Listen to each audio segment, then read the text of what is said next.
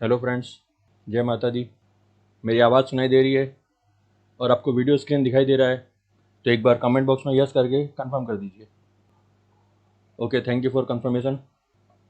आज के इस वीडियो में मैं आपको एक इंट्राडे ट्रेडिंग स्ट्रेटेजी बताने वाला हूँ जिसका नाम है CPR इंट्राडे रिवर्सल स्ट्रेटेजी।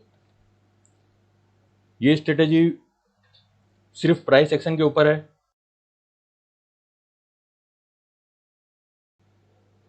ये इंट्राडे ट्रेडिंग स्ट्रेटेजी है, इसका नाम है CPR इंट्राडे रिवर्सल स्ट्रेटेजी। ये pure price action trading strategy है। इसके अंदर हमको किसी भी इंडिकेटर की जरूरत नहीं है और इसका सक्सेस रेट 70 to 75% का है।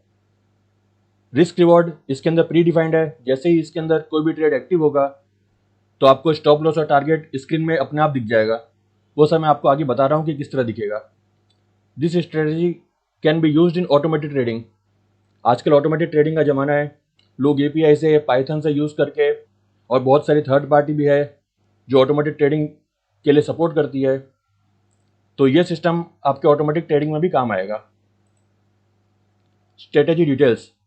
This strategy works both in stocks and index with good success rate of almost 70 to 75%। ये स्ट्रेटेजी सिर्फ स्टॉक्स में नहीं, स्टॉक्स के साथ साथ निफ्टी और बैंक निफ्टी दोनों में काम करती है। और मेरा पर्सनल एक्सपीरियंस है, निफ्टी और बैंक निफ्टी में भी ये बहुत अच्छी तरह काम करती है। Risk reward ranges between 1:1 to 1:3। इसके अंदर रिस्क रिवॉर्ड 1:1 का ज़्यादातर टाइम में रहता है और मैक्सिमम रिस्क रिवॉर्ड 1:3 भी रह सकता है। और मैक्सिमम आप सभी को मालूम है कि शेयर मार्केट के अंदर मैक्सिमम कुछ नहीं होता, पर ये एक आइडिया है। जिस तरह से मैंने मेरा एक्सपीरियंस है वो शेयर किया है। Sometimes minimum risk reward is less than 1:1 when stocks come is this strategy. कभी कभी जो लेवल्स होते हैं वो बहुत ही पास होते हैं, तो आपका जो रिवॉर्ड होगा वो उसमें कम होगा, लेकिन उसका सक्सेस रेट बहुत ही अच्छा रहता है। Success rate of this strategy is very good. So with proper risk management, this strategy can be used in every risk reward ratio। अगर ये पैटर्न आपको कहीं दिख जाता है, जिस तरह का पैटर्न मैं आपको बताने वाला हूँ, तो उसके बाद में आपको तुरंत आइडिया आ जाएगा कि इस ट्रैक में हमको लॉन्ग करना है या फिर शॉर्ट करना है। और उस हिसाब से आपको स्क्रीन के अंदर आपका स्टॉप लॉस भी दिखेगा और टारगेट भी दिखेगा, तो आप किसी भी समय उसमें एंट्री ले सकते हैं। You can trade in cash, equity and also in future and option with this strategy। ये स्ट्रेटेजी स्टॉक्स के प्राइस के ऊपर डिपेंड करती है। अभी आप उसमें कैश में ट्रेड करो, फ्यूचर में ट्रेड करो, और इसके अंदर ऑप्शन बाइंग में सजेस्ट नहीं करूंगा, आप ऑप्शन सेलिंग कर सकते हैं। ये तीनों चीज आप इस स्ट्रेटेजी के ऊपर कर सकते हैं। Strategy requirement. इस स्ट्रेटेजी के लिए किस किस चीज की जरूरत पड़ेगी। You will got opportunities in live market, so live scanner required for this. इसके अंदर आपको कोई भी प्री प्लानिंग नहीं करनी है, न कोई स्टॉक ढूंढना है, न कुछ एनालिसिस करना है, किसी भी तरह की कोई प्री प्लानिंग नहीं करनी है। आपको लाइव मार्केट के अंदर एक ऐसा स्कैनर चाहिए जिसके अंदर मैं जो अभी आगे क्राइटेरिया बताऊंगा, उस क्राइटेरिया के अंदर वो सब चीज सेट बैठती हो। इन शेर Khan desktop app trade tiger you can make this live scanner. जिसका शेर खान में डिमेट है, उनके जो ऐप है शेयर खान का ट्रेड टाइगर, उसके अंदर ये स्कैनर हम बना सकते हैं। उसके अंदर एक सिस्टम है स्कैनर बनाने का। बाकी मुझे दूसरे के बारे में पता नहीं है, लेकिन शेयर खान के अंदर आप इस स्कैनर को यूज कर सकोगे। You can also use available free scanner to find stocks that comes in this criteria. Best website according to me is Chartink. Chartink website के बारे में सभी को मालूम होगा, और इस चार्टिंग के अंदर मैं जो क्राइटेरिया बताऊंगा वो आप सेट कर सकते हैं, और चार्टिंग के अंदर भी इसके अंदर स्टॉक निकल जाएंगे। I do scanning of stocks in live market in my own Excel scanner। Already started sharing on how to make Excel stock scanner in my YouTube videos। और मैं लाइव मार्केट के समय सिर्फ अपना एक्सेल यूज करता हूँ और किसी भी स्कैनर को यूज नहीं करता हूँ। मेरा एक्सेल जो है वो ऑटोमेटिक लाइव डाटा फेच करता है, और सभी क्राइटेरिया को सेट होने के बाद में वो मुझे स्टॉक सिलेक्शन करके देता है। और ये एक्सेल जो स्कैनर है, स्टॉक स्कैनर, ये मैं यूट्यूब वीडियो में इसके वीडियोस ऑलरेडी अपलोड कर रहा हूं कि किस तरह आप खुद ये एक्सेल स्कैनर बना सकते हैं। At least do 2 to 3 month back test and paper trading before applying in live market. आप थोड़े दिन तक इसको देखिए, इसके अंदर बहुत अपॉर्चुनिटी मिलेगी आपको। रोज की इसके अंदर 5 से लेकर 10 अपॉर्चुनिटी मिलेगी। तो आपको हर एक अपॉर्चुनिटी को देखने की जरूरत नहीं है, हर एक अपॉर्चुनिटी को ट्रेड करने की जरूरत नहीं है। इसके अंदर ऑप्शन आपको बहुत मिलेगा। आपको सिर्फ कुछ ऐसे पैटर्न देखने हैं जिससे आपको सब चीज़ क्लियर हो जाए कि हाँ ये चीज़ ये स्टॉक में अपना काम बन जाएगा। और अगर एक या दो स्टॉक में आपका काम बन जाता है तो एक इतने ट्रेड बहुत है। If your broker's terminal did not have CPR indicator then you can use TradingView in free version, it is also available. इसके अंदर CPR इंडिकेटर की जरूरत पड़ेगी, तो अगर आपके पास जहाँ पे डीमेट है वहाँ पे अगर CPR इंडिकेटर अवेलेबल है तो आप उसको यूज़ कर सकते हो। और अगर आपके पास ब्रोकर के पास में CPR इंडिकेटर नहीं है तो आप ट्रेडिंग व्यू के अंदर भी चार्ट देख सकते हो। ट्रेडिंग व्यू के अंदर CPR इंडिकेटर फ्री में अवेलेबल है और आपको इसके लिए कोई सब्सक्रिप्शन भी लेने की जरूरत नहीं है। आप ट्रेडिंग व्यू के अंदर फ्री में भी इसको देख सकते हैं। You can use my own indicator in trading view. मैंने ट्रेडिंग व्यू के अंदर पाइन स्क्रिप्ट के अंदर खुद का कोड भी लिख के ये बनाया है, तो उस इंडिकेटर का भी आप यूज कर सकते हो। मैंने अभी तक उसको पब्लिक नहीं किया है, लेकिन मैं मेरे टेलीग्राम चैनल के अंदर उस कोड को पोस्ट कर दूंगा, तो आप मेरे टेलीग्राम चैनल में ज्वाइन करके उस कोड को कॉपी पेस्ट कर सकते हो। CPR pivot indicator and previous day high low needed in chart for better visibility, for better visibility। इस चीज के लिए हमको CPR रेंज चाहिए, पाइवोट लेवल्स चाहिए और प्रीवियस डे का हाई लो चाहिए। इतने इतने इतने चीज इतने इंडिकेटर इतने प्राइस की इतने प्राइस से हमारा काम हो जाएगा। Basics of strategy, this strategy needs 7 levels. इस स्ट्रेटेजी के अंदर 7 लेवल्स होते हैं। CPR range, resistance 1, resistance 2, support 1, support 2, ये सभी को मालूम है। ये पाइवट के सपोर्ट 1 और सपोर्ट 2 है, स्टैंडर्ड फिबोनाची वाला नहीं है, ये स्टैंडर्ड पाइवट है। और previous day high and previous day लो। और हमें इसके अंदर किसी भी इंडिकेटर की जरूरत नहीं है, न कोई सुपर ट्रेंड, न VWAP और किसी भी चीज की नहीं। If you are using any indicator and you have sufficient experience of that indicator then you can use that for extra benefit. अगर आप पहले से एक्सपीरियंस ट्रेडर हो और आप VWAP यूज करते हो या फिर आप सुपर ट्रेंड यूज करते हो, मूविंग एवरेज यूज करते हो, जो भी आप यूज करते हो उसको आप स्टॉप लॉस के लिए या फिर ट्रेंड देखने के लिए अपने हिसाब से यूज कर सकते हो। वो सिर्फ एक्स्ट्रा बेनिफिट है। लेकिन मेन ट्रेंड जो है वो इस सिस्टम के अंदर लॉन्ग आया है तो हमको बुलिश ही बने रहना है, और अगर शॉर्ट आया तो हमको बियरिश बने रहना है। 5 minute time frame is sufficient to scan and trade this strategy. सिर्फ 5 मिनट के टाइम फ्रेम में अपने को काम करना है और कोई भी टाइम फ्रेम नहीं देखना है। Types of trades you get in this strategy. इस स्ट्रेटेजी के अंदर आपको कितने तरह के ट्रेड मिलेंगे। As name suggest this is a reversal strategy and it is confirmed after some movement in price. ये एक रिवर्सल स्ट्रेटेजी है और इसके अंदर जब गैप अप होता है तो आपको शॉर्टिंग अपॉर्चुनिटी मिलेगी और जब गैप डाउन होता है तो आपको बुलिश अपॉर्चुनिटी मिलेगी। You will get opportunities in all types of market whether market is bullish, bearish और साइडवेज। निफ्टी, बैंक निफ्टी भले ही कितना ही साइडवेज हो, कितना भी बुलिश और कितना भी बियरिश हो, इस स्टॉक्स के अंदर जो शेयर एक बार आ गया वो अपने हिसाब से ही चलता है। फ्राइडे को भी मैं आपको आगे कुछ एग्जांपल बताऊंगा। फ्राइडे को मार्केट पूरा रेंज बाउंड था, लेकिन उसके अंदर भी लेकिन उस टाइम में भी 4 से 5 स्क्रिप्ट इस स्ट्रेटेजी के अंदर आई है। Works very well in gap up और गैप डाउन। गैप अप और गैप डाउन होता है और जो स्टॉक्स हमारे स्कैनर में आते हैं वो खासकर गैप अप हुए हैं या फिर गैप डाउन हुए हैं और उसके अंदर रिवर्सल ट्रेड एक्टिव हुआ है तो वो बहुत ही अच्छा रहता है। Both bullish and bearish opportunities will be there. इसमें दोनों अपॉर्चुनिटी आपको मिलेगी, बुलिश भी और बियरिश भी। Criteria finding stocks with bullish opportunities. अभी ये जो पॉइंट्स है एकदम एक एक पॉइंट मैंने इसके अंदर बताया है, आप हर एक पॉइंट को नोट कर लीजिए। आप चाहो तो इसके स्क्रीनशॉट भी ले सकते हो या फिर कहीं लिख भी सकते हो। फाइंड स्टॉक्स और index with the help of scanner that meets below criteria. ये नीचे जो मैं क्राइटेरिया बता रहा हूं इन सब पॉइंट्स को आप नोट कर लीजिए। इंट्राडे लो लेस देन S1 और प्रीवियस डे लो। जो आज का लो है, इंट्राडे का लो है, वो प्रीवियस डे के S1 प्रीवियस डे के लो के नीचे होना चाहिए या फिर करंट डे के S1 के नीचे होना चाहिए। इन दोनों में से कोई भी चीज एक्टिव होती है तो ये पहला कंडीशन हमारी मेट होती है।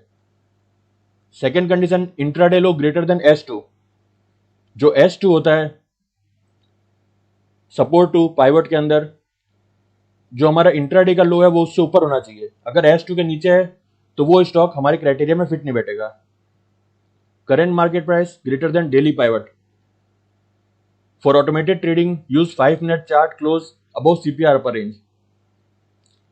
आप जो स्कैनर बनाओगे उसके अंदर आपको सेकंड कंडीशन डालनी है कि जो करंट मार्केट प्राइस है वो डेली पाइवट से ऊपर रहना चाहिए। ये बुलिश अपॉर्चुनिटी है, इसलिए जो करंट मार्केट प्राइस है वो डेली पाइवट से ऊपर होगा, तो जो स्टॉक आएंगे हमको उसमें बुलिश अपॉर्चुनिटी देखनी है। Intraday high less then R1, और इंट्राडे का जो हाई है, जो आज का हाई है, वो पाइवट के R1 से नीचे रहना चाहिए। जो पाइवट लेवल होता है S1 मतलब होता है सपोर्ट 1 और R1 होता है रेजिस्टेंस 1। तो जो इंट्राडे का हाई है वो R1 से ऊपर नहीं होना चाहिए। अगर गैप अप हुआ है, स्टॉक पहले R1 को टच करता है, उसके बाद नीचे जाके S1 को टच करता है और फिर वापस पाइवट के ऊपर जाता है, तो ऐसे स्टॉक को हमको अवॉइड करना है। ऐसे स्टॉक में हमको ट्रेडिंग नहीं लेनी है। हमको उसी स्टॉक में फोकस करना है जिसने इंट्राडे के अंदर H1 को टच नहीं किया है। वो स्टॉक या तो गैप डाउन खुला है या फिर पाइवट के नीचे खुला है और बाद में नीचे जाके उसने S1 के नीचे ब्रेक किया है, या फिर प्रीवियस डे के नीचे लो के नीचे गया है और वहां से उसने रिवर्स मारा है और उसके बाद वो पाइवट के ऊपर गया है। Avoid trading this strategy after 2:30 PM और बिफोर 9:20 AM। मैं हमेशा कहता हूं कि शुरुआत के 5 मिनट हमेशा अवॉइड करिए मार्केट में, वो बहुत ही वॉलेटाइल होता है, उसको अवॉइड करना ही सबसे अच्छा है। और 2:30 PM के बाद में, जो मेरा पर्सनल एक्सपीरियंस है, 2:30 PM के बाद में जो स्टॉक्स इसके अंदर आते हैं वो स्टॉक्स टारगेट को हिट नहीं करते हैं और ज़्यादातर उसके बाद साइडवेज रहते हैं, तो उसमें भी हमको अच्छी अपॉर्चुनिटी नहीं मिलती है। How to trade, what will be stop loss and what will be target. After finding bullish stocks, wait for 5 minute close above CPR upper range for confirmation. ये मैं आपको चार्ट में एग्जांपल बताऊंगा, तो अभी आप इसमें समझ लीजिए कि हमको 5 मिनट के क्लोज का वेट करना है। जिसको CPR के बारे में मालूम है, CPR में 3 रेंज होती है, अपर रेंज, लोअर रेंज और मिडल पाइवट। तो बुलिश स्टॉक के अंदर जो 5 मिनट का चार्ट का क्लोजिंग आता है वो CPR के अपर रेंज के ऊपर होना चाहिए। एक बार वो ऊपर हो गया, ऊपर क्लोजिंग उसने दे दिया है, तो वो हमारा ट्रेड कंफर्म है। उसके बाद आप भले नीचे आता है, आप उसको वहां पे भी एंट्री कर सकते हैं। First target will be R1। हमारा पहला टारगेट होगा R1। हमारी एंट्री होगी पाइवट के थोड़ा ऊपर, CPR अपर रेंज के ऊपर कंफर्मेशन पे, और हमारा टारगेट होगा R1। तो आप समझ सकते हैं कि हमें कितना सारा गैप मिलेगा। और प्रीवियस डे हाई, R1 या प्रीवियस डे हाई जो भी लोअर होगा उसी को हमको हमारा पहला टारगेट रखना है, क्योंकि वो टारगेट बहुत ही जल्दी मीट होता है। और अगर मैं बात करूं तो ये टारगेट 80 से 90% तक हिट होता है। Final target can B R3, और फाइनल टारगेट जिसके अंदर आपको R3 भी बहुत बार मिलेगा। स्टॉक S1 से रिवर्स किया, पाइवट के ऊपर गया और कुछ अच्छी न्यूज आती है, वो सब न्यूज बाद में आती है, स्टॉक पहले ही रनअप कर लेता है। तो इस तरह के पैटर्न में अगर स्टॉक R1 के ऊपर क्लोज देता है तो वो R2 और R3 तक भी जा सकता है। Always trade with proper risk management that is based on your stop loss and your entry price.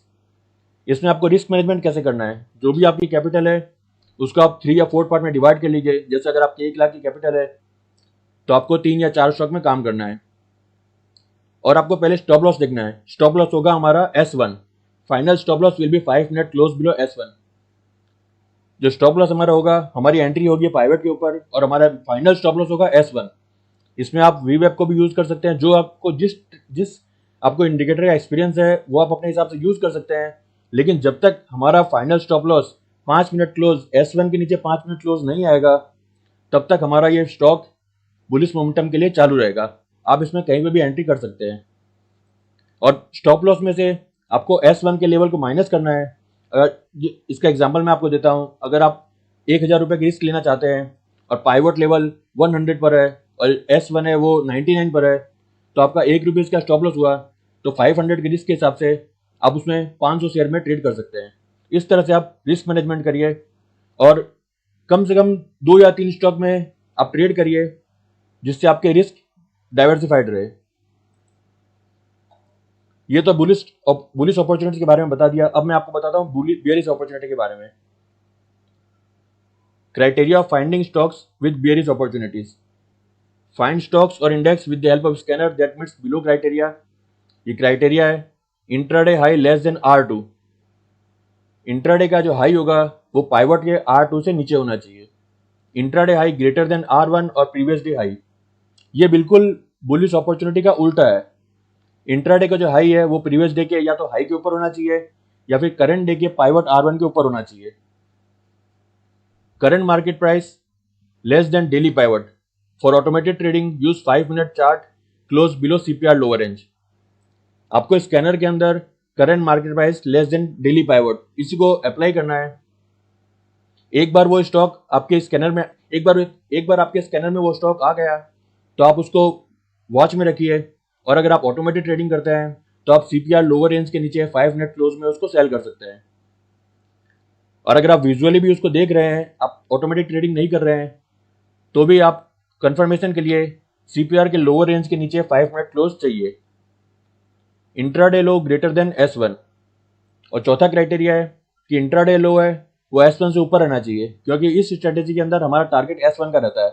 तो अगर पहले ही इंट्राडे लो के अंदर वो S1 के आसपास जाके फिर पाइवट क्रॉस करके R1 को टच करता है और फिर वापस पाइवट क्रॉस करता है, तो वो वापस S1 को टच करने के चांसेस उसके बहुत ही कम रहते हैं। Avoid trading this strategy after 2:30 PM or before 9:20 AM. How to trade, what will be stop loss and what will be target. ये सेम बुलिश अपॉर्चुनिटी का उल्टा है। After finding bearish stocks, wait for 5 minute close below CPR lower range for entry confirmation. Pivot के नीचे जब आ गया तो वो स्टॉक आपके स्कैनर में आ जाएगा। उसके बाद आप चार्ट खोल के सिर्फ ये इंतजार करिए कि कब स्टॉक 5 मिनट के अंदर जब क्लोजिंग होता है वो सीपीआर लोअर रेंज के नीचे देता है। एक बार वो क्लोजिंग दे दिया तो वो हमारा ट्रेड कंफर्म है। जरूरी नहीं कि आप उस समय एंट्री करें, आप वहाँ वेट करिए। वहाँ पे आपकी एंट्री कंफर्म हो चुकी है बियरिश के लिए, आप वहाँ पे बियरिश अपॉर्चुनिटी देख सकते हैं। उसके बाद अगर स्टॉक वापस रिवर्स होकर थोड़ा ऊपर भी आता है तो हमारा स्टॉप लॉस R1 का रहेगा, तो आप कहीं भी उसमें एंट्री कर सकते हैं। अगर हो सकता है कि स्टॉक ऊपर घूम गया और R1 के बिल्कुल आसपास आया तो आपका स्टॉप लॉस बहुत ही छोटा रहेगा और उस समय आपका रिस्क रिवॉर्ड बहुत ज्यादा बड़ा हो जाएगा। First target will be S1 और previous day's low, whichever is higher. Final target can be S3। पहला टारगेट S1 या फिर प्रीवियस डे का लो रहेगा, क्योंकि ये टारगेट बहुत ही जल्दी हिट होता है और इसके अंदर आप 50% क्वांटिटी या फिर 30% क्वांटिटी बुक कर लीजिए, जिससे आपका रिस्क थोड़ा कम हो जाएगा। और उसके बाद में फाइनल टारगेट ये S3 तक जा सकता है।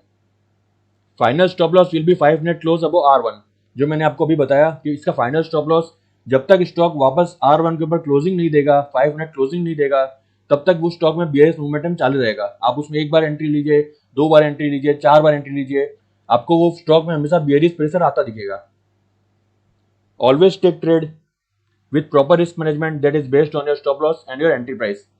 इसमें आपको स्टॉप लॉस कैसे देखना है, जहां पे आपकी एंट्री होगी उससे आप R1 का जो डिस्टेंस है वो देख लीजिए। अगर पाइवट लेवल 100 पर है और R1 है वो 101 पर है, तो आप अपने रिस्क को उस हिसाब से डिवाइड करके क्वांटिटी सेलेक्ट करिए। क्वांटिटी और रिस्क मैनेजमेंट ये सबसे ज़्यादा जरूरी है ट्रेडिंग के अंदर। आप कितनी भी अच्छी स्ट्रेटेजी को यूज़ कर लो, कितनी भी हाई सक्सेस स्ट्रेटेजी को यूज़ कर लो, लेकिन जब तक आपका रिस्क मैनेजमेंट ठीक ढंग से नहीं करोगे आप और डिसिप्लिन से ट्रेड नहीं करोगे, तब तक ये मार्केट एक दो झटके के अंदर आपको आउट कर देगा। और रिस्क मैनेजमेंट के साथ ही आप इस मार्केट में टिके रह सकते हो। तो हमेशा रिस्क मैनेजमेंट का पालन करिए। रिस्क मैनेजमेंट का मतलब है कि बहुत ज़्यादा लीवरेज यूज मत करिए। आपके जो कैपिटल है उस हिसाब से जो स्टॉप लॉस है अपने स्टॉप लॉस को देखिए और उस हिसाब से ट्रेडिंग लीजिए। और इसमें अंदर सबसे खास बात यह भी होगी कि आप क्वांटिटी हिसाब से लेते हो तो आपका माइंड होता है वो भी कंट्रोल में रहता है। ज़्यादातर ये देखा है मैंने मेरे एक्सपीरियंस में कि जो ट्रेडर बहुत ज़्यादा क्वांटिटी में ट्रेड करते हैं, मार्केट के थोड़े से मूवमेंट से उनका साइकोलॉजी चेंज हो जाती है और वो ट्रेड में डर के मारे आउट हो जाते हैं और उसको एग्जिट करते हैं और उसके बाद में वो स्टॉक उनके टारगेट को हिट होता है। तो इस हिसाब से आप स्टॉक को होल्ड करिए। एक बार हमारे इस पैटर्न में ये स्टॉक आ गया है तो उसमें जो बियरिश मोमेंटम या फिर बुलिश मोमेंटम जो भी रहेगा वो कंफर्म रहेगा। आपने स्टॉप लॉस जो लिया है, जो रिस्क लिया है, वो अपने हिसाब से लिया है, तो आप उसको वेट करिए। इसके अंदर कोई ज़्यादा स्टॉप लॉस, कोई ज़्यादा मूवमेंट नहीं आती है। जब तक ये स्टॉक्स अगर एक बार क्राइटेरिया में फिट बैठ गया तो ये R1 के आसपास आपको निकलने का मौका देगा। तो आप 5 मिनट क्लोज का वेट करिए और उसके बाद R1 पे एग्जिट करिए। Points to note for better opportunities, if there is gap up और gap down opening then it is good for this strategy. जैसे मैंने आपको अभी बताया कि अगर गैप अप होता है स्टॉक के अंदर और उसके अंदर बियरिश रिवर्सल आता है, आपको बियरिश अपॉर्चुनिटी मिलती है, तो वो बहुत ही अच्छी अपॉर्चुनिटी रहती है। और निफ्टी और बैंक निफ्टी के अंदर ये अपॉर्चुनिटी बहुत बार मिलती है और स्टॉक्स के अंदर भी आपको ये अपॉर्चुनिटी मिलेगी। If stocks is in start of a down trend और stock had given sharp up move then bearish opportunities will be good. अगर आप इंट्राडे का चार्ट खोलोगे तो उसमें आपको 4 से 5 दिन प्रीवियस डे का डाटा भी सब ब्रोकर के चार्ट में दिखाई देता है। तो आप थोड़ा सा पीछे का चार्ट खोल के देखिए, अगर स्टॉक एक डाउन ट्रेंड में जा रहा है और उसके बाद में वहां से बेयरिश रिवर्सल आ रहा है, तो डाउन ट्रेंड के अंदर आपको बेयरिश रिवर्सल मिलेगा, वो एक अच्छा रहेगा। और अगर डाउन ट्रेंड स्टार्ट हुआ है कि आप देख रहे हैं कि मार्केट ऊपर गया हुआ है और वहां से डाउन ट्रेंड आया है, तो वहां पे भी आप ये अपॉर्चुनिटी देख सकते हैं। If stock trend if stock trend is start of up trend, मतलब स्टॉक डाउन जा रहा है और वहां से साइडवेज हो गया थोड़ा टाइम के लिए, और वहां से फिर उस स्टॉक ने अपसाइड मूवमेंट चालू करी है, और या फिर stock had given down move, stock ने बहुत ही अच्छा डाउन मूव दे दिया है, तो यहां पे आप बुलिश अपॉर्चुनिटी देख सकते हैं। 9:30 to 12 is best time to take entry in this strategy. इस स्ट्रेटेजी के अंदर 9:30 से या 9:25 या 9:30 के आसपास जो ट्रेड बनता है, 9:30 से लेकर 12 के बीच में जो भी ट्रेड एक्टिवेट होते हैं, उसके अंदर बहुत ही हाई प्रोबेबिलिटी रहती है, 90 से 95% वो अपनी टारगेट को हिट करते हैं। जो R1 का या S1 का टारगेट है, वो टारगेट 90 से 95% तक हिट होता है। व्हाट टू डू, अब इसमें आपको किस चीज को ध्यान रखना है। Only trade in stocks where there is high volume, F and stocks recommended. ये जो स्ट्रेटेजी है, इसको आप कम लिक्विड वाले शेयर में या फिर छोटे शेयर में यूज करेंगे तो वो इतना अच्छा आपको रिजल्ट नहीं देगा। आप एफ एंड स्टॉक्स को यूज करिए जिसमें हाई वॉल्यूम है, वैसे स्टॉक को यूज करिए, तो उसमें आपको एग्जिट का मौका भी मिलेगा और एंट्री का मौका भी अच्छा मिल जाएगा। कम लिक्विड वाले स्टॉक के अंदर आपको प्राइस डिफरेंस भी होगा, तो ऐसे स्टॉक को आप अवॉइड करिए। सिर्फ एफ एंड स्टॉक्स या फिर निफ्टी 50 के स्टॉक को ही आप देखिए। जो बिल्कुल नए हैं, जिनको बिल्कुल भी स्ट्रेटेजी के बारे में मालूम नहीं है या ट्रेडिंग का आइडिया नहीं है, वो सिर्फ निफ्टी 50 के स्टॉक्स में इस स्ट्रेटेजी को अप्लाई करिए। उसके बाद एफ एंड स्टॉक्स के बारे में बताइए। Always wait for 5 minute close for confirmation. 5 minute का क्लोज, किसी भी आप इंटरडे को स्ट्रेटेजी को यूज करते हो, इस स्ट्रेटेजी की बात नहीं कर रहा हूं मैं, आप किसी भी स्ट्रेटेजी को यूज करते हो तो 5 मिनट क्लोज कंफर्मेशन के लिए जरूरी है। क्योंकि बहुत बार स्टॉप लॉस हंटिंग होती है, प्राइस की मूवमेंट होती है, आपका स्टॉप लॉस खाता है और वापस निकल जाता है। तो अगर आपने स्टॉप लॉस सिस्टम में रखा है तो वहां पे आप दोबारा री एंट्री करिए, लेकिन 5 मिनट क्लोज का वेट करिए कंफर्मेशन के लिए। एक बार 5 मिनट क्लोज आ गया, आपका स्टॉप लॉस हिट हो गया, तो बाद में आप इसको अवॉइड करिए, आप दोबारा उसमें एंट्री मत करिए। आपके कमेंट आ रहे हैं, मैं अभी कमेंट देख नहीं रहा हूं, मैं आपको सभी कमेंट का जवाब दूंगा बाद में। एक बार मैं पूरा कंप्लीट कर लेता हूं, उसके बाद में मैं सब आपको जवाब दूंगा कि कौन सा स्कैनर अवेलेबल है और एक्सेल में कर सकते हैं कि नहीं कर सकते। Trade in at least 3 to 4 stocks for better results. आप 3 से 4 स्टॉक्स में ट्रेडिंग करोगे तो आपका रिस्क डाइवर्सिफाइड रहेगा। अगर एक दो में स्टॉप लॉस हिट हो गया, एक दो में टारगेट हिट हो गया, तो भी आप नेट प्रॉफिट में ही रहोगे। सेट ए प्रॉफिट और loss target according to capital. आपका लॉस और प्रॉफिट आपके कैपिटल के हिसाब से डिसाइड करिए। आप लॉस डिसाइड करिए, प्रॉफिट तो मार्केट अपने आप देगा। आपको लॉस कितना आप सहन कर सकते हो। 1 लाख की कैपिटल में मैं कभी भी 2% से ज्यादा रिस्क लेने को बोलता नहीं हूं कि 2% ज्यादा आपको रिस्क नहीं लेनी चाहिए। आप अगर बिगनर हो तो आप 1% की रिस्क लीजिए, 0.5% की रिस्क लीजिए, कुछ फर्क नहीं पड़ेगा। मार्केट यही रहने वाला है, बहुत सारी अपॉर्चुनिटी आने वाली है, और इस स्ट्रेटेजी के अंदर आपको डेली 5 से 10 अपॉर्चुनिटी मिलेगी। आपको आराम से अपॉर्चुनिटी मिलेगी, आप अपॉर्चुनिटी का वेट करिए। जो आपको सबसे अच्छा दिखे कि हाँ इसके अंदर स्टॉप लॉस भी कम है और टारगेट भी अच्छा मिल रहा है, आप सिर्फ उसी में एंट्री करिए। After 2:30 PM think of only exit from positions, no new trade.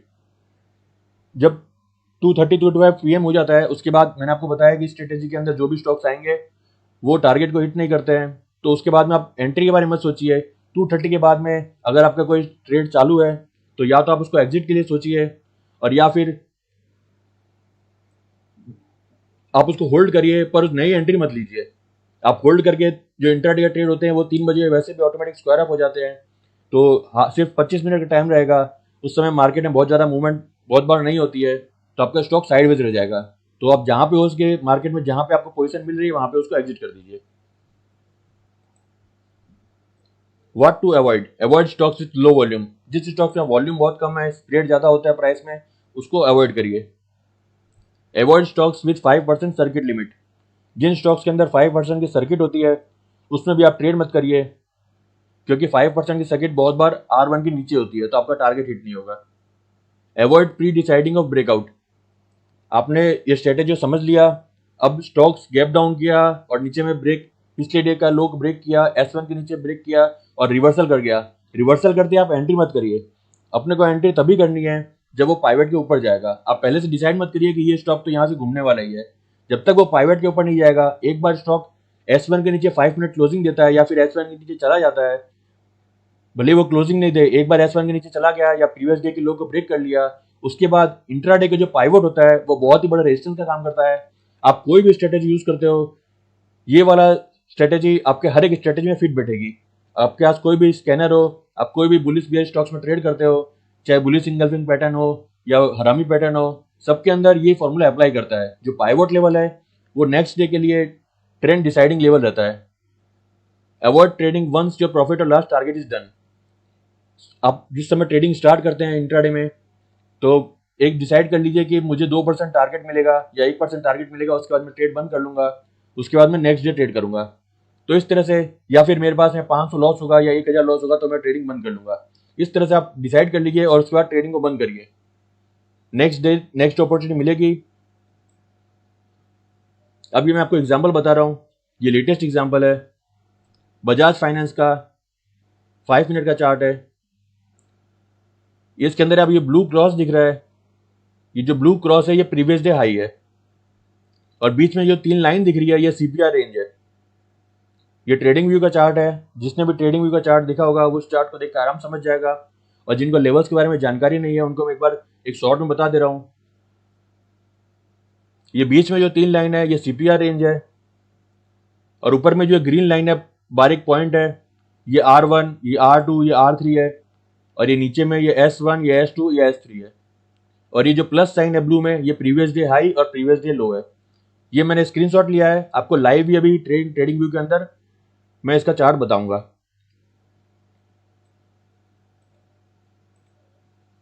हम देख लेते हैं बजाज फाइनेंस का चार्ट।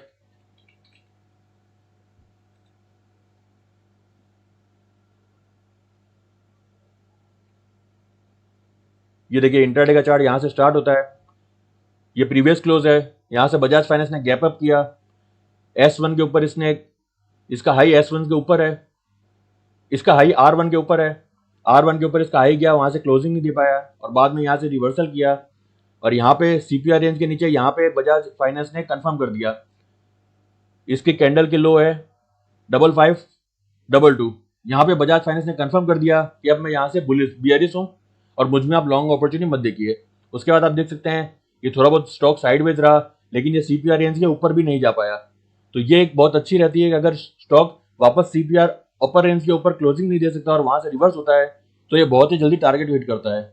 और आप देख सकते हैं इसने अपॉर्चुनिटी दी थी 10:40 पे, और 12:40 पे इसने अपने टारगेट को हिट किया और S1 के नीचे इसने लो बनाया।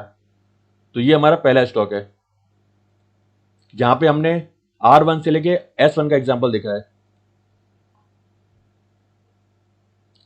नेक्स्ट एग्जांपल है R1 से S2, ये इंडिया बुल्स हाउसिंग फाइनेंस का है।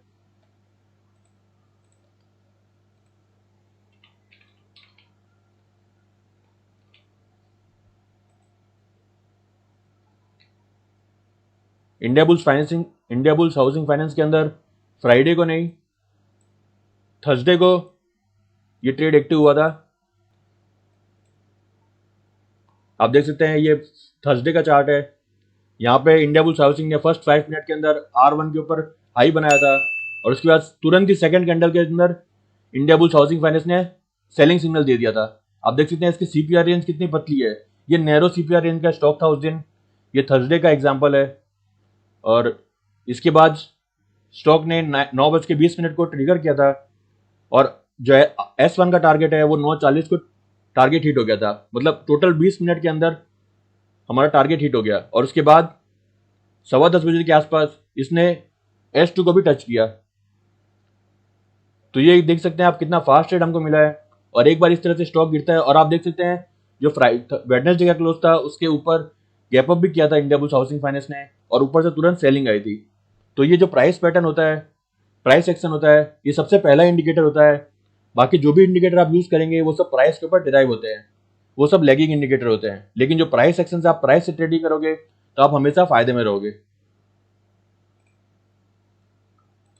इसका थर्ड एग्जांपल देख लेते हैं, जुबिलेंट फूडवर्क। इसके अंदर R1 से S3 तक का टारगेट हिट किया था। आप देख सकते हैं ये R1 के आसपास गया था, ये प्रीवियस डे के हाई के ऊपर है, ये ब्लू लाइन ये प्रीवियस डे हाई है और ये लगभग R1 के आसपास गया था। और उसके बाद इसने CPR रेंज के नीचे, यहाँ पे देखिए, यहाँ पे CPR रेंज से इसने रिवर्स किया है। ये कंफर्मेशन नहीं है, इस टाइप का आता है तो ये कंफर्मेशन नहीं है। एक बार 5 मिनट क्लोज नीचे होना चाहिए। तो ये मैं आपको चार्ट में बताता हूँ।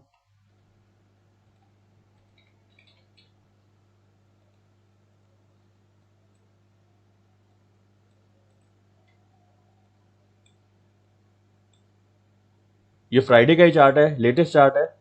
आप देख सकते हैं यहाँ पे जुबिलेंट फूड ने गैप अप किया था और ये R1 तक नहीं जा पाया था। इसका प्रीवियस डे का जो हाई है, ये प्रीवियस डे का हाई, ये ब्लू लाइन है, ये इसके ऊपर गया था और R1 के आसपास गया था।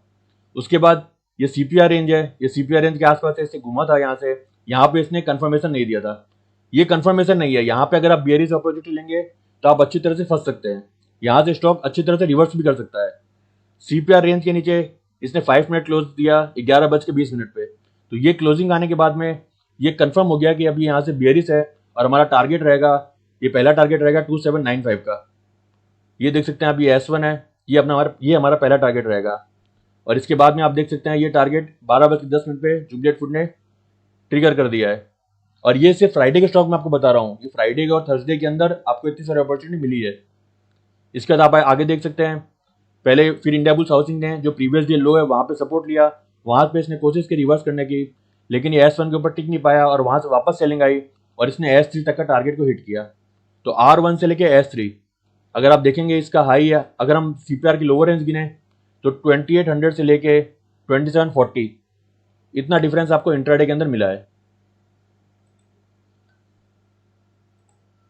इसके बाद नेक्स्ट एग्जांपल है MGL महानगर गैस का। इसके अंदर S1 से R1 का टारगेट हिट हुआ है।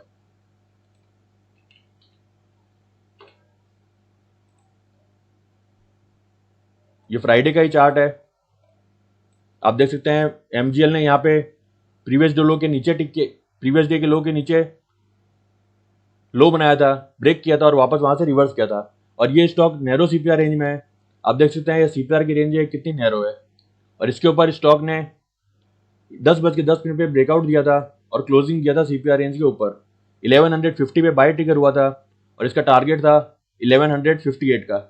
तो 1150 से 58 का लगभग 1% का टारगेट था और वो आधे घंटे के अंदर वो टारगेट हिट हो गया। 10:15 को ये ट्रेड ट्रिगर हुआ था और 10:55 को ये ट्रेड का टारगेट हिट हो चुका था। इसके बाद में नेक्स्ट एग्जांपल है हिंदुस्तान पेट्रो का, S1 से लेके R2 का।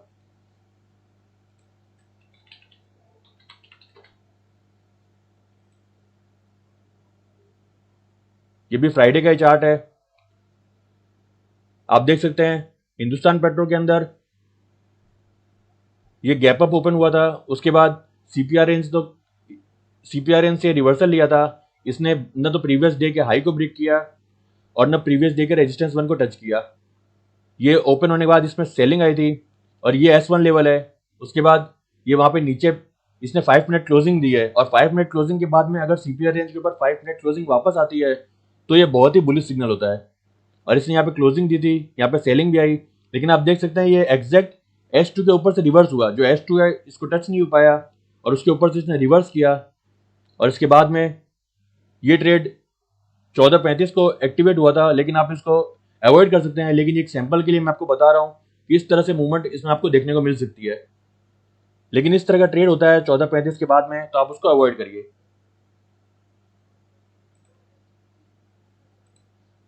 इसके बाद में नेक्स्ट स्टॉक है ग्लेनमार्क फार्मा। ग्लेनमार्क फार्मा के अंदर S1 से लेके R3 का टारगेट हिट हुआ था।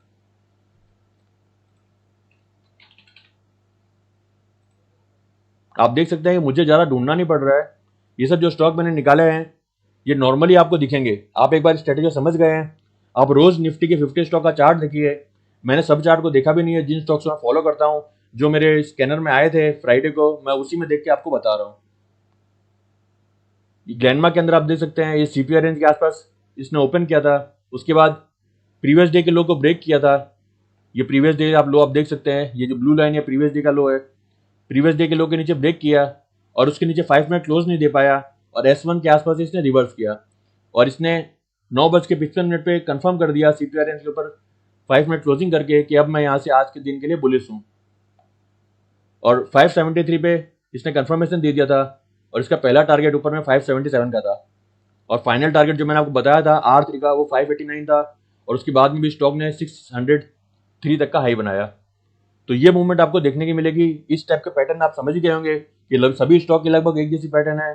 S1 के ऊपर हाई, S1 के ऊपर अगर लो, S1 के नीचे लो होता है और CPR रेंज के ऊपर अगर 5 मिनट क्लोजिंग दे दिया तो वो स्टॉक उस दिन के लिए बुलिश बन जाता है।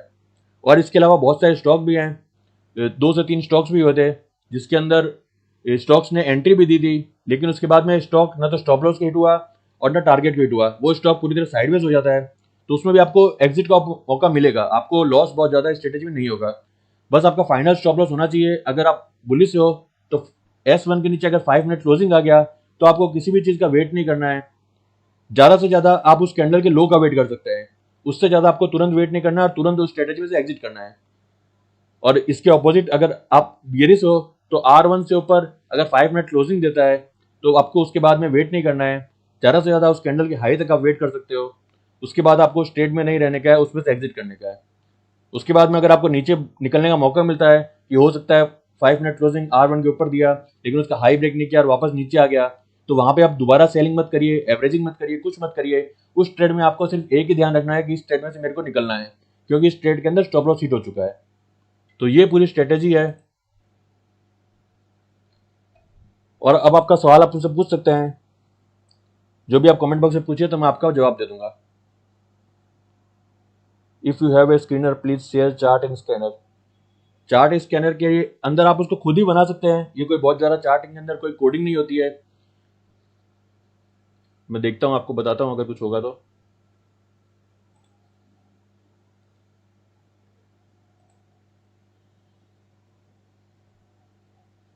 ये चार्टिंग की साइट है, यहाँ पे आप लॉग इन कर सकते हो, अपना खुद का स्कैनर बना सकते हो। यहाँ पे आप लॉग इन करके अपना स्कैनर बना सकते हो। मैं अपना एक्सेल यूज करता हूँ, इसलिए मैंने ये सब में कोई स्कैनर बनाया नहीं है, लेकिन इसके अंदर एकदम सिंपल स्ट्रेटेजी है। आप इसके अंदर कोई भी देखेंगे 15 मिनट स्टॉक ब्रेकआउट या फिर कुछ भी आप करेंगे, आप देखेंगे 15 मिनट क्लोज ग्रेटर देन ऐसा। इसके अंदर आप यहाँ पे चेंज कर सकते हैं, क्लोज की जगह आप यहाँ पे इसको हाई कर दीजिए, और 15 मिनट की जगह आप यहाँ पे 5 मिनट कर दीजिए, और ग्रेटर देन यहाँ पे लिखा हुआ है, यहाँ पे मैक्स की जगह जैसे हमने R1 चूज किया था तो यहाँ पे Pivot.R1 का ऑप्शन है, आप इसको क्लिक कर लीजिए।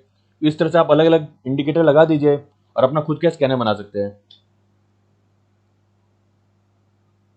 Can we make it in Excel scanner else what can be Chartink setting.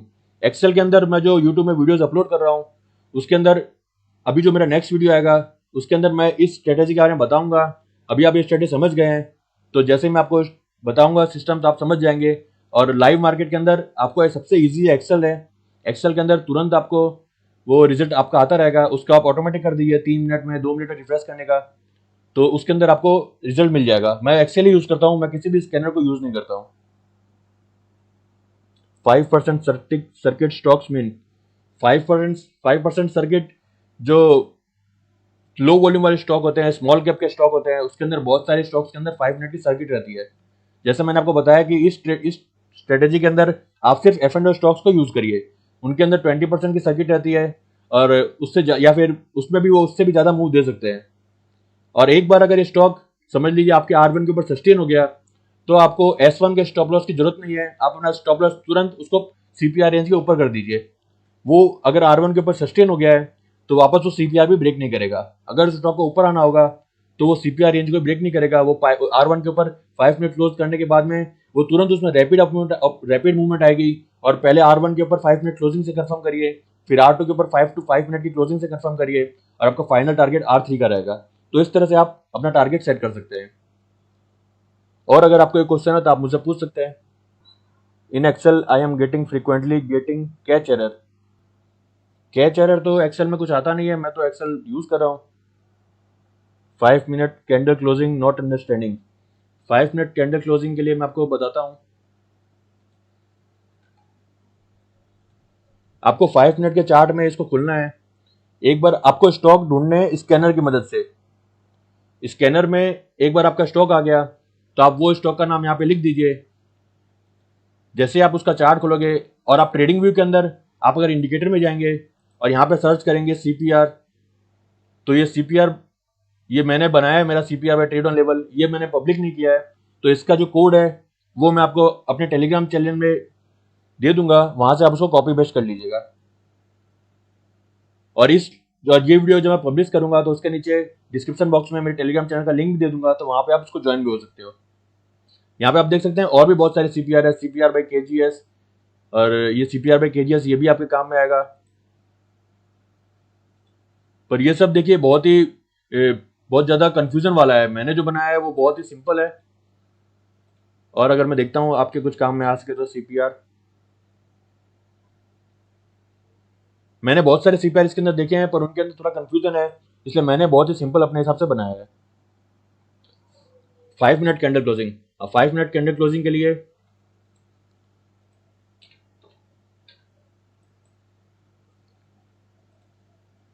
ये देखिए, ये इंडिकेटर हमने लगा दिया,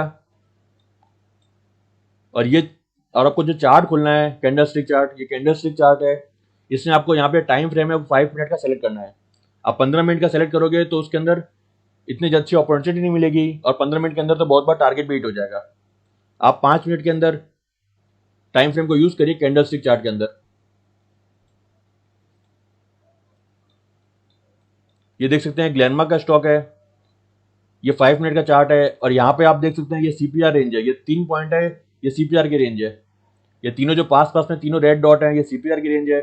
इसके ऊपर ग्लेनमार्क ने 9:55 पे, ये कैंडल आपको दिख रही है, ये कैंडल के अंदर इसने क्लोजिंग दे दिया CPR रेंज के ऊपर। ये CPR रेंज है 572 के आसपास, और ग्लेनमार्क ने क्लोजिंग दिया 573.40 पे।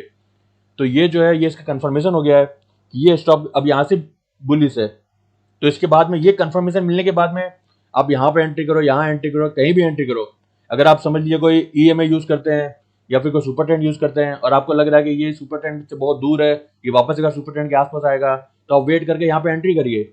हमको ज्यादा ट्रेड नहीं करना है, कम से कम ट्रेड करिए, आप एक्सपीरियंस करिए। आप थोड़े दिन भी इस स्ट्रेटेजी को एक्सपीरियंस करेंगे लाइव मार्केट के अंदर, तो आपको ऑटोमेटिक चार्ट देखते ही आइडिया आ जाएगा कि ये स्टॉक अब यहाँ से ब्रेकआउट देने वाला है और टारगेट करने वाला है। Full form of CPR, full form of CPR है सेंट्रल पिवट रेंज।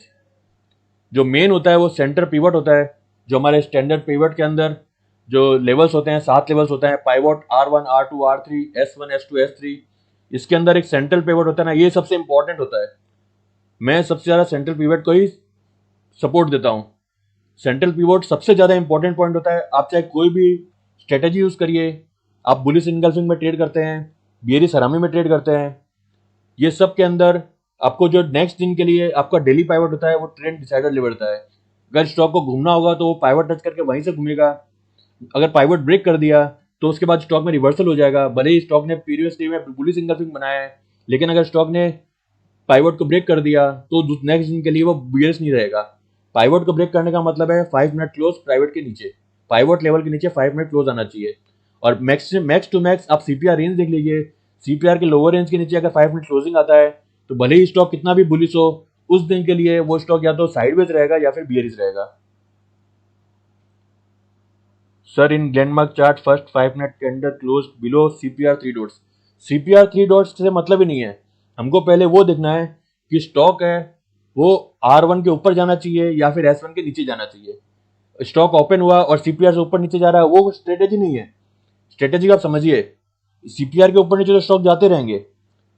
हमको CPR के ऊपर और नीचे तब देखना है जब उससे पहले, CPR को क्रॉस करने से पहले स्टॉक ने या तो S1 को ब्रेक करके वहां से रिवर्स किया हो, या फिर R1 को ब्रेक करके वहां से रिवर्स किया हो, या प्रीवियस हाई को ब्रेक करके रिवर्स किया हो, या प्रीवियस लो को ब्रेक करके रिवर्स किया हो।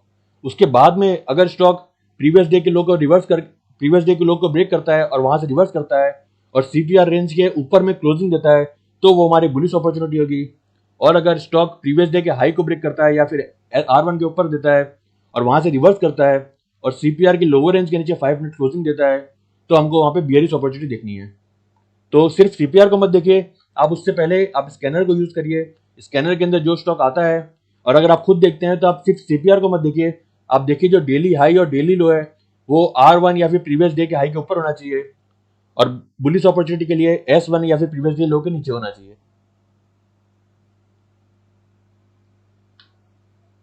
Stop loss after confirmation in case of bullish. अगर कोई स्टॉक बुलिस ब्रेकआउट देता है तो आपका स्टॉप लॉस S1 के नीचे 5 मिनट क्लोजिंग रहेगा, 5 मिनट क्लोजिंग बिलो S1। और या फिर आप समझिए अगर यहाँ पे S1 है और उसके आसपास अगर कैंडल स्टॉक ने पहले यहाँ के लो बनाया है, वो S1 के आसपास है, तो उसको भी आप स्टॉप लॉस के रूप में यूज ले सकते हैं। 5 मिनट क्लोज अगर दे दिया S1 के नीचे तो ये पैटर्न फेलियर होगा, ब्रेकआउट फेलियर होगा, उसके बाद में आप उसमें से एग्जिट अपॉर्चुनिटी देखिए। Can we go for short? नहीं, इसमें रिवर्सल ट्रेड मत करिए, क्योंकि एक बार अगर ये बाई ब्रेकआउट करने के बाद में जब स्टॉप लॉस ट्रिगर करता है तो ज्यादातर वो साइडवेज रहता है, 70 to 80% टाइम्स वो साइडवेज रहेगा, उसमें आपको अपॉर्चुनिटी नहीं मिलेगी, वो ऊपर नीचे होता रहेगा और आपका दोनों साइड का स्टॉप लॉस हिट करता रहेगा। तो ऐसे स्टॉक आप सिंपली अवॉइड करिए। 1055 इज अवर बाई प्राइस, 1040, 1050 किसके अंदर आप पूछ रहे हैं नागा बप्पा जी? आप किसके अंदर पूछ रहे हैं, कौन से स्टॉक के अंदर 1055 पे बाई प्राइस थी? Yes, reversal from R1 is must, R1 या फिर S1 या फिर previous day high previous day लो। ये मेरा जो इस तरह का जो इंडिकेटर है, ये ब्लू जो क्रॉस है ये प्रीवियस डे हाई है, और एक ग्रीन डॉट है ये प्रीवियस डे, ये रेजिस्टेंस R1 है। तो इन दोनों में से किसी के ऊपर भी एक बार स्टॉक जाना चाहिए और वहां से रिवर्स करना चाहिए, ये कंफर्म, ये मस्ट है इस चीज के लिए। ये अगर नहीं होगा तो वो स्टॉक हमारे कैटेगरी में नहीं आएगा। ग्लेनमार्क के अंदर 1040 को ट्रिगर नहीं हुआ है, ग्लेनमार्क के अंदर 955 को स्टॉक ट्रिगर हो चुका है। ग्लेनमार्क के अंदर देखिए ये कैंडल है 955 के अंदर इसने ट्रिगर कर दिया है 573.50 CPR के। यहाँ पे आप देख सकते हैं प्रीवियस डे के लो को ब्रेक किया ग्लेनमार्क ने और वहां से रिवर्स किया, और उसके बाद CPR अपर रेंज के ऊपर इसने 5 मिनट क्लोजिंग दिया 955 पे, और 1030 को तो इसने अपना टारगेट हिट कर दिया है R1 का। 1055 1030 को तो इसने अपना टारगेट हिट कर दिया है। और आपकी कोई भी सवाल हो तो आप मुझसे पूछ सकते हैं, और अगर कोई सवाल नहीं है, आपकी स्ट्रेटेजी कैसी लगी है, आप जरूर इस वीडियो को लाइक कीजिएगा और ये स्ट्रेटेजी आप फॉलो करिए। आप ये फॉलो करो कि आपको किसी इंट्राडे ट्रेडिंग के लिए आपको किसी भी और चीज की जरूरत नहीं पड़ेगी। और बहुत बार ऐसा होगा कि आप निफ्टी को देख रहे हैं और निफ्टी के अंदर अचानक आपको ये स्ट्रेटेजी दिख जाएगी। निफ्टी के अंदर आप ये प्लॉट करके रखिए, हमेशा इन लेवल को प्लॉट करके रखिए, इन लेवल की मदद से आपको बहुत ही ज्यादा फर्क पड़ेगा। और सिर्फ इन लेवल की मदद से आने वाले टाइम में मैं आपको बहुत सारी स्ट्रेटेजी बताऊंगा जो सिर्फ इन लेवल की मदद से आप इंट्राडे में कर सकेंगे, और बहुत ही लो रिस्क और हाई रिवॉर्ड वाली स्ट्रेटेजी रहेगी। सबसे बेस्ट रहेगा अगर आप इस स्टॉक के, अगर इस स्ट्रेटेजी के अंदर अगर कोई स्टॉक आता है तो वहां पे आप ऑपोजिट वाला ऑप्शन को सेल करिए, ये सबसे बेस्ट रहेगा। इसके अंदर आपको रिवॉर्ड भी ठीक मिल जाएगा, और अगर स्टॉक साइडवेज रहा तब भी आपको प्रॉफिट मिलेगा, और टारगेट हिट किया तब भी आपको प्रॉफिट मिलेगा। Can you take any stock और index and show the strategy in chart for last 15 days? ठीक है, हम इसके निफ्टी के अंदर ये देख लेते हैं कि निफ्टी के अंदर ये कब ये स्ट्रेटेजी मिली है हमको।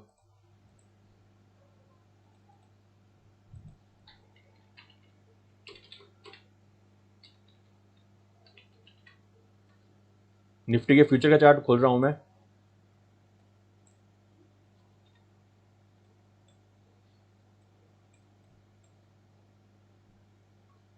ये एक दिन का आप देखिए, मैं आपको बता रहा हूँ कि कहाँ पे ये स्ट्रेटेजी ट्रिगर नहीं हुई है। यहाँ पे आप देख सकते हैं निफ्टी R1 के ऊपर गया, R2 के भी ऊपर गया, लेकिन बाद में वो CPR के नीचे भी नहीं आया और R1 के नीचे भी नहीं आया।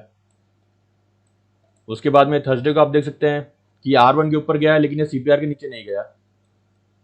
फिर उसके पहले वाले दिन आप देख सकते हैं कि इसने CPR के, ये निफ्टी पूरे दिन CPR के रेंज में ही रहा था, न तो इसने S1 को टच किया ना R1 को टच किया।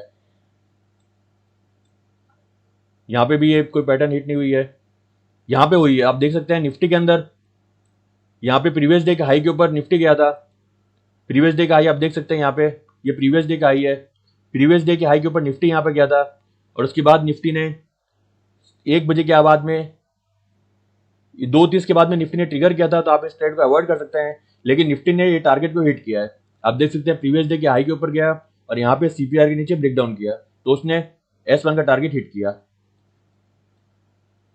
लेकिन मैं आपको ये बताऊंगा, मैं आपको यही सजेस्ट करूंगा कि आप 2:30 के बाद में इसमें कोई ट्रेड मत लीजिए।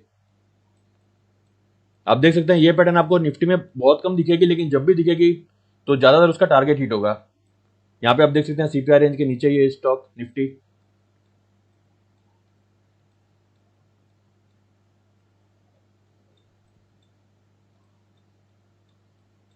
निफ्टी के अंदर जब भी आपको ये स्ट्रेटेजी दिख जाए तो आप आंख बंद करके उसमें ट्रेड कर सकते हैं, लेकिन स्टॉप लॉस को ध्यान रखिएगा।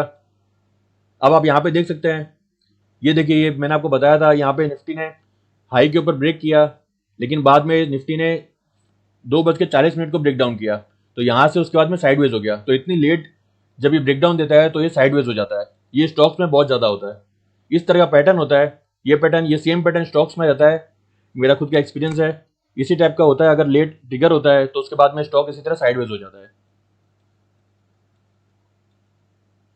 और यहाँ पे आप देख सकते हैं निफ्टी ने S1 के नीचे ब्रेकडाउन किया था और उसके बाद में पूरे दिन CPR रेंज के ऊपर नहीं जा पाया, और 1:40-45 पे इसने ये ब्रेकआउट कंफर्म किया था। यहाँ पे निफ्टी ने बुलिश ट्रिगर दे दिया था, उसके बाद उसने टारगेट को हिट नहीं किया, लेकिन उसके बाद निफ्टी नीचे भी नहीं आया। तो अगर आप यहाँ पे ऑप्शन के पुट को सेल करोगे तो भी आप प्रॉफिट में ही रहोगे, और फ्यूचर के अंदर भी आप करोगे तो आपका जो बाइंग प्राइस है उसके आसपास आपको एग्जिट तो मिल ही जाएगा। तो ये स्ट्रेटेजी में एक बार जो स्टॉक आ जाता है या फिर इंडेक्स आ जाता है, उसके अंदर बहुत कम चांस रहता है कि आपको लॉस हो। अब ये चार्ट देखिए, इसके अंदर जो निफ्टी का हाई है वो R2 के ऊपर है। ये R2 के ऊपर ये हाई नहीं होना चाहिए। अगर ये R2 के ऊपर हाई होता है, उसके बाद में निफ्टी ने R1 को ब्रेक किया, यहाँ पे CPR रेंज को ब्रेक कर दिया, तो ये हमारे क्राइटेरिया में नहीं आएगा। ये ऐसे स्टॉक को हमको अवॉइड करना है जिसका हाई R2 के ऊपर हो, उसके बाद उसने CPR रेंज को ब्रेक किया हो, क्योंकि उसके अंदर 10% 20% की सक्सेस रेट है। ये मैंने बहुत ही बैक टेस्ट किया है और उसके बाद मैं आपको ये सब रिजल्ट बता रहा हूँ।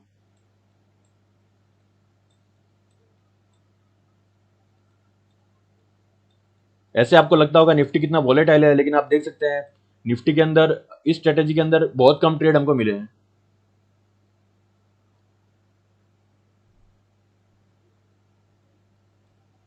और यहाँ पे आप देख सकते हैं निफ्टी ने प्रीवियस डे के हाई पर के ऊपर ब्रेकआउट दिया था, और उसके बाद यहाँ पे CPR रेंज के नीचे ब्रेकडाउन करके बेरिश कंफर्मेशन दिया था, लेकिन इसके बाद में निफ्टी यहाँ पे कंफर्म होगा और इसने यहाँ से साइडवेज हो गया बिल्कुल S1 के आसपास। आप देख सकते हैं S1 का जो लेवल था वो 14,374 का था, और निफ्टी ने 14,375 का लो बनाया। तो एकदम वहां तक उसने टच करके उसके बाद वहां से रिवर्स किया है। जिस समय इस तरह से किसी स्टॉक में या फिर निफ्टी में रिवर्सल होता है, तो यहाँ पे आप इसी कैंडल की, ये डोजी कैंडल बनी हुई है, आप देख सकते हैं ये डोजी कैंडल है, तो इसी डोजी कैंडल का हाई को आप स्टॉप लॉस बना दीजिए, क्योंकि आपका टारगेट लगभग हिट हो चुका था।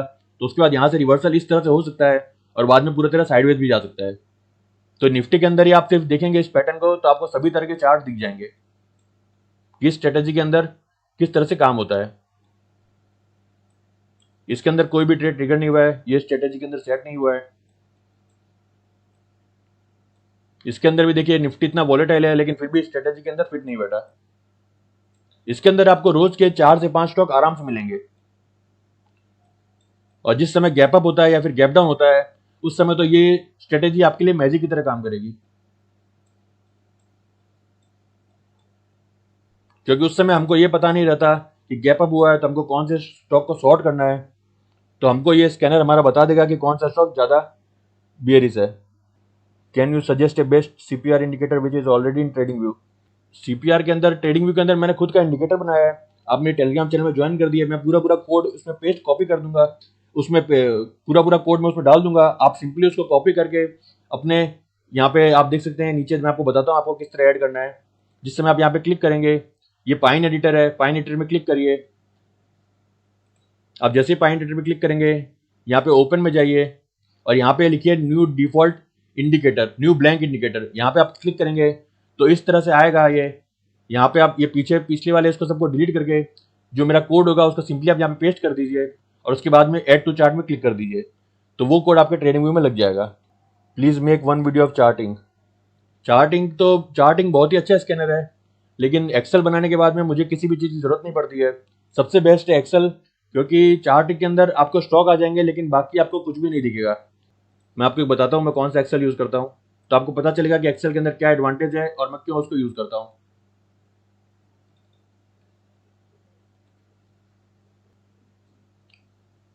ये देखिए मेरा ओपन हाई और लो का ये एक्सेल है। इसके अंदर जो भी स्टॉक ओपन हाई और ओपन लो में आता है वो ऑटोमेटिक यहाँ पे आ जाता है, मुझे कुछ भी खोलने की जरूरत नहीं पड़ती। जो ओपन हाई वाले स्टॉक है ये आप देख सकते हैं, ओपन लो वाले यहाँ पे आ जाएंगे और ओपन हाई वाले यहाँ पे आ जाएंगे।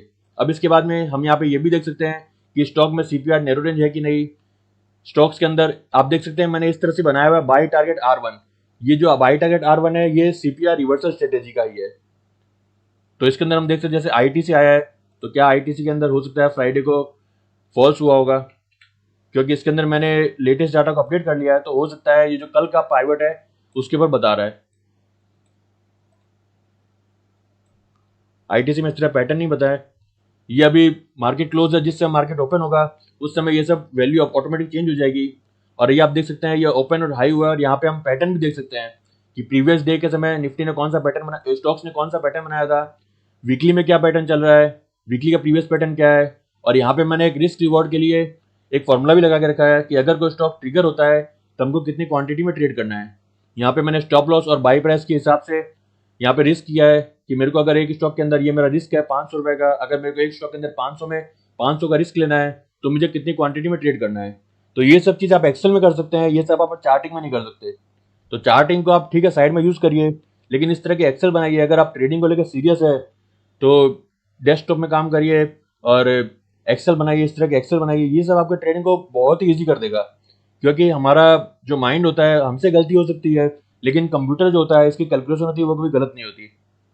तो इस तरह से आप इसमें यूज़ कर सकते हैं।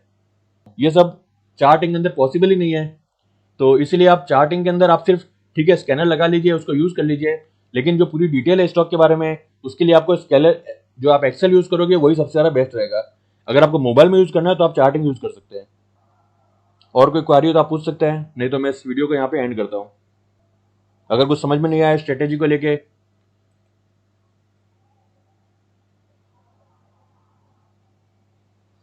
तो होप करता हूँ कि मैंने आपके सभी क्वारी सॉल्व कर ली है। तो मैं इस वीडियो को यहाँ पे एंड करता हूँ, और आने वाले टाइम में भी आप मेरे यूट्यूब चैनल को सब्सक्राइब कीजिए, और मैं आने वाले टाइम में ऐसे लाइव स्ट्रीम करता रहूँगा। ऐसे ऐसी स्ट्रेटेजी लेके आऊँगा मैं आपके लिए कि आपको किसी भी इंडिकेटर की जरूरत नहीं पड़ेगी, और न किसी से टिप्स लेने के लिए या एडवाइस लेने की जरूरत पड़ती रहेगी। आप खुद के नॉलेज से ट्रेड कर सकेंगे। लेकिन एक बात हमेशा ध्यान रखिए, आप जो भी ट्रेड करते हैं उसमें रिस्क मैनेजमेंट करिए। प्रॉपर रिस्क मैनेजमेंट से ही आप इस मार्केट में रह सकते हैं। How do you made Excel, give us rough idea. Rough idea की जरूरत नहीं है, मैं जो एक्सेल बना रहा हूँ इसका पूरी डिटेल में मैंने यूट्यूब में वीडियो पोस्ट किया है, आप मेरे प्रीवियस वीडियोस देखिए। उसके अंदर किस तरह से आपको ईओडी चार्ट को, ईओडी डाटा को एनालिसिस करना है, किस तरह से लाइव डाटा को फैच करना है, और किस तरह से आपको ओपन हाई ओपन लो का स्कैनर बनाना है, और बाकी सब चीज़ें भी मैंने मेरे यूट्यूब में वीडियो ऑलरेडी अपलोड करी हुई है। और जैसे जैसे आगे आगे टाइम जाऊँगा मैं ये सब चीज़ अपलोड करूँगा। आप मेरे जो फॉलो करिए, वीडियो को देखिए, आप ये सब कुछ बना सकते हैं। आपको रफ आइडिया की जरूरत नहीं है, आपको पूरे डिटेल में आइडिया मिलेगा। तो मुझे लगता है कि मैंने सभी क्वारी आपकी सॉल्व कर ली है, और आप जरूर लिखिएगा वीडियो में, और दूसरे ट्रेडर को भी बताइएगा कि आपको ये स्ट्रेटेजी कैसी लगी। आप खुद एक्सपीरियंस करिए। आपको कोई भी प्रॉब्लम आता है तो आप मुझे कांटेक्ट कर सकते हैं, मेरा व्हाट्सएप नंबर सब जगह अवेलेबल है, मैं आपको जरूर इसमें हेल्प करूंगा। Thank you all of you for joining my live stream.